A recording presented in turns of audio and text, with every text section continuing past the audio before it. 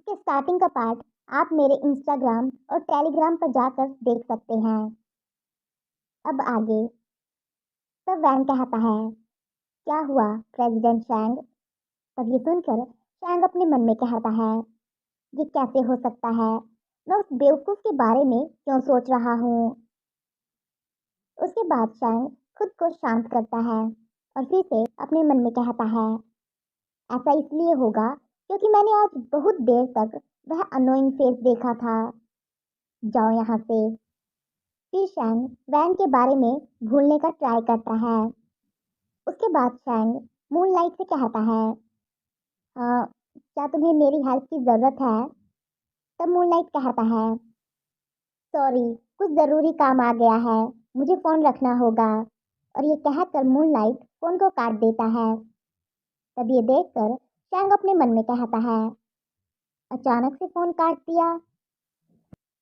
Moonlight ने phone काट दिया था, जिसकी वजह से शैंग निराश हो जाता है और फिर वो अपने मन में कहता है, मूनलाइट की आवाज़ अच्छी है, उसकी बॉडी भी अच्छी है और वह बहुत समझदार है।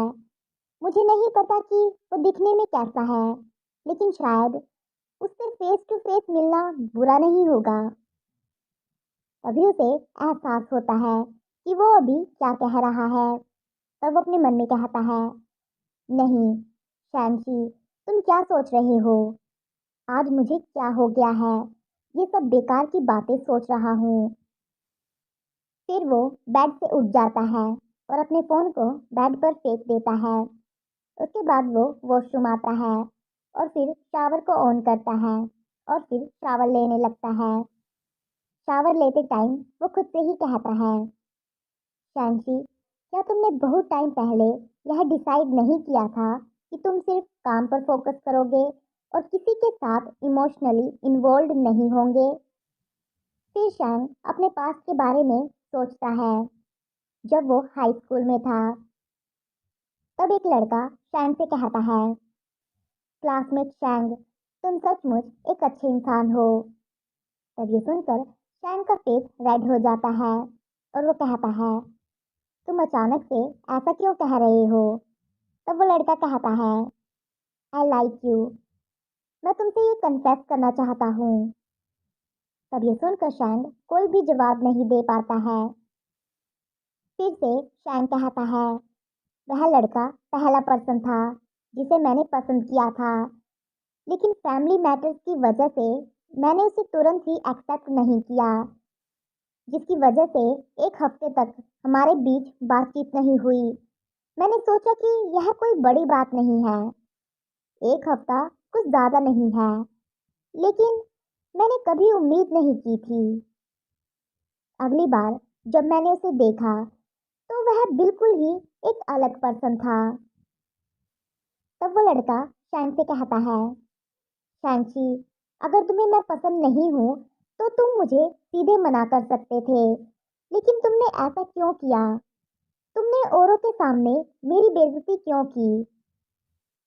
तब ये सुनकर शैंग कंफ्यूज हो जाता है और फिर कहता है, तुम्हारा इससे क्या मतलब है? तब वो लड़का बिना कुछ कहे वहां से चला जाता है।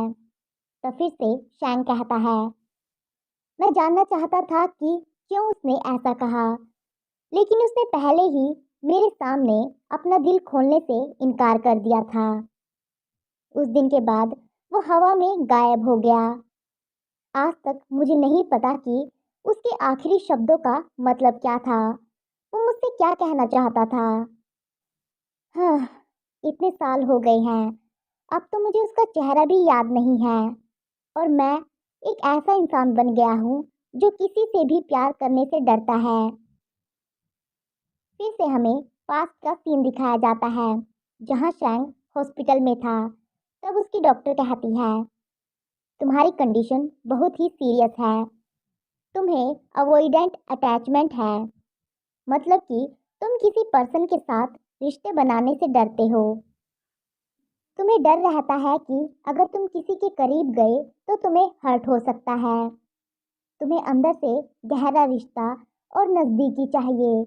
तुम चाहते हो कि लोग तुम्हारे करीब आए, तुम्हारे साथ उनके गहरे रिश्ते बने, लेकिन जब कोई तुम्हारे करीब आता है तो तुम उसकी नज़दीकी को ठुकरा देते हो। तुम्हें बहुत ज़्यादा अटेंशन और प्यार पाने की इच्छा है, लेकिन अंदर से तुम बहुत ही इनसिक्योर महसूस करते हो। तब शैंग अपनी रिपोर्ट को देखता है। फिर से शैंग कहता है, तुम किसी से प्यार करने से डरते हो, लेकिन फिर भी खुद को ऑनलाइन एक्सपोज करते हो, दूसरों के डिजायर को जगाते हो और उसमें प्लेजर फील करते हो। ओ शैंगशी, शैंगशी, तुम सचमुच बहुत गंदे इंसान हो। और इसी के साथ ये चैप्टर यहीं खत्म होता है।